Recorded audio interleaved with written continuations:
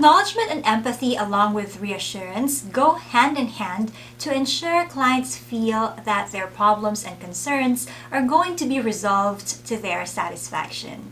These do not only improve a single call or a conversation, but also improve the overall experience of the client. Acknowledgement in customer service is an act of recognizing the inquiry or concern of the client. Acknowledging is more than just greeting and using the correct name of the client. If you remember our previous discussion, we talked about paraphrasing in active listening. And that's also one of the ways for you to acknowledge a client's concern. You must be able to summarize the client's concern and take the time every so often to verify that you understood correctly. Let's hear some examples. Instead of saying, "Okay, let me check," or "Yeah, what's your date of birth?" right away after hearing the concern, take some time to acknowledge first. You can say something like, "I understand you're looking to cancel your membership.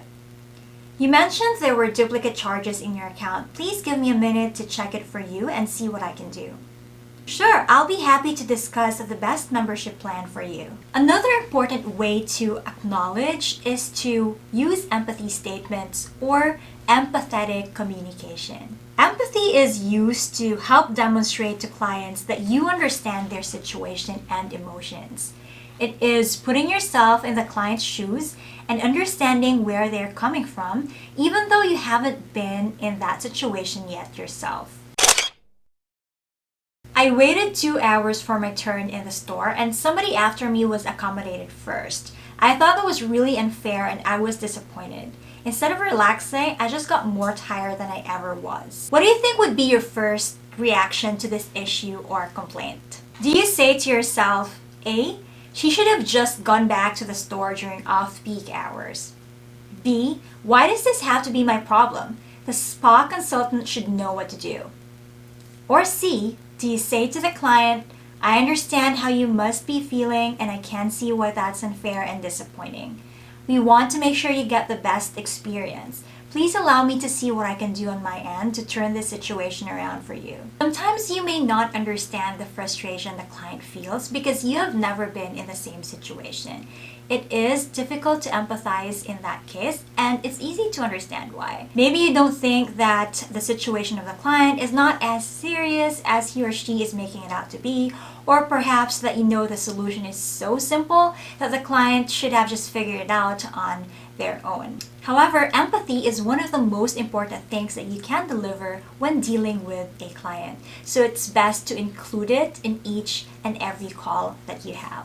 Now let's take a look at some of the reasons why empathy is so critical in business and in building relationships with our clients. Number one, empathy helps deliver a positive client experience. When you demonstrate understanding toward an upset or disappointed client, even though the resolution is not so simple, the client will definitely remember that exchange or that interaction and will be truly grateful for that. That reflects well on you as the specialist and on the company in general.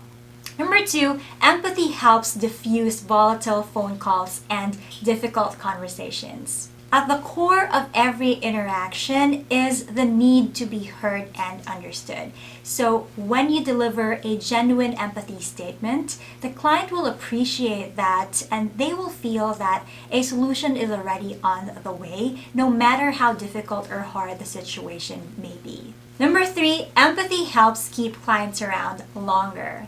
Clients sure know when they're being treated with care and value, so it makes them want to do business with our company again and again. Therefore, they become our repeat clients. And you as a specialist, you can be the difference between a client abandoning our business and a client becoming a loyal advocate. Number four, empathy makes the clients feel that they're more than just a number. Demonstrating empathy may be as simple as remembering the client's name or making them feel at ease when they're anxious or worried about a certain situation, but this will definitely have a positive impact in their overall conversation with you. They're humans just like you, and they can figure out pretty quickly whether you're being sincere in the way you treat them or you're just rushing to the next conversation or the next call.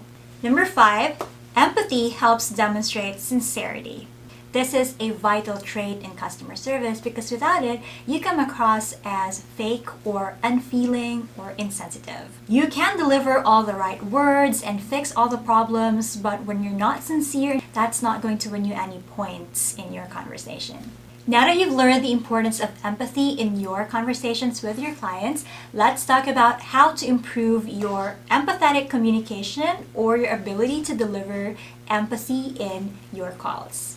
The concept of empathy is abstract, so you can't see it or you can't touch it, and you may think that it's a characteristic you're either born with or not. But the truth is, it's something that you can learn, that can be honed, and that can also be practiced in every single conversation that you have so that you become better at it. Here are some action steps that you can follow to improve your empathy or empathetic communication. The first step is to put yourself in the client's shoes or another person's shoes. For sure, you're also a customer or a client yourself. You go to your favorite coffee shops, restaurants. How do you feel if you don't receive the treatment and care that you feel you deserve as a paying client or a potential or would-be client? Exactly, right? So every time a client calls in to discuss an issue or a situation, try to imagine yourself being in that same situation and see how you'd want to be treated or how you'd want to be assisted. Tip number 2 is to listen to personal stories. You know how personal stories can be so powerful, and once you listen to them with great understanding and acceptance of what's happening, then you will realize that everybody deserves to be treated with care and value.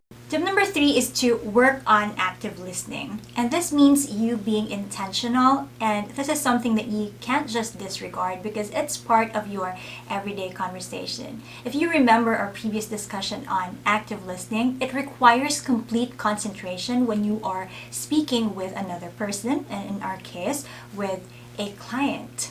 When you genuinely listen to our client, then you will be able to understand what they're not telling you or what their implied needs are, meaning that you're able to sense how they feel at the moment or what their emotions are, even when they don't exactly tell you what they feel. Remember implied needs?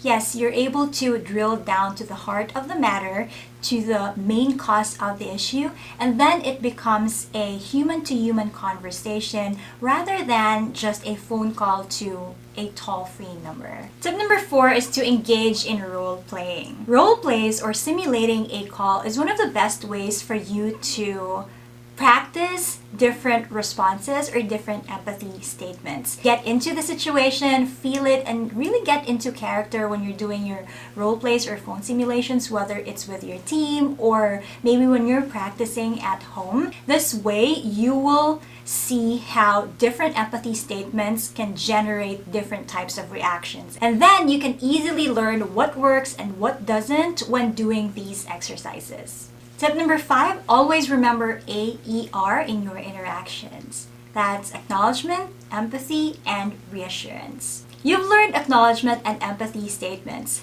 Add reassurance statements to that, and that's going to be a great recipe for empathetic communication.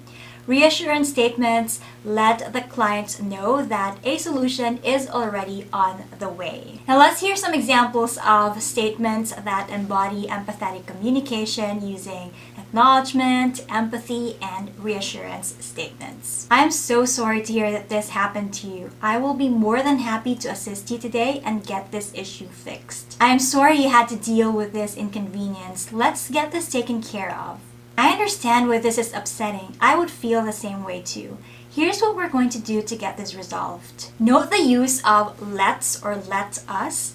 That puts you and the client on the same side and that you're both working to resolve the issue. Now let's hear some more examples of empathy, acknowledgement, and reassurance statements that you can use in your calls that are also very applicable when you are conversing via chat or email. I've encountered clients who have been in your situation, and what I did to successfully help them was, I would feel the same in your situation, but don't worry, I'll help you sort this out.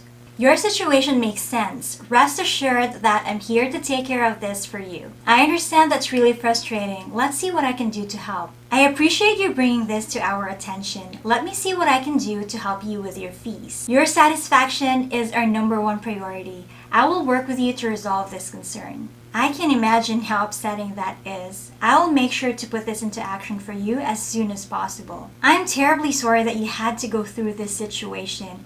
I'll help you get this resolved immediately. I realized how difficult that must have been for you. Don't worry, you've got the right person on the line to help you. Your experience is definitely unacceptable. I'll make sure this gets resolved today. Let's talk about some reminders when delivering your AER statements. The first thing you need to remember is the acceptable or accurate turnaround time. So avoid overpromising to your clients. This means that if a request would take about 3 business days, then don't say that it will be taken care of today.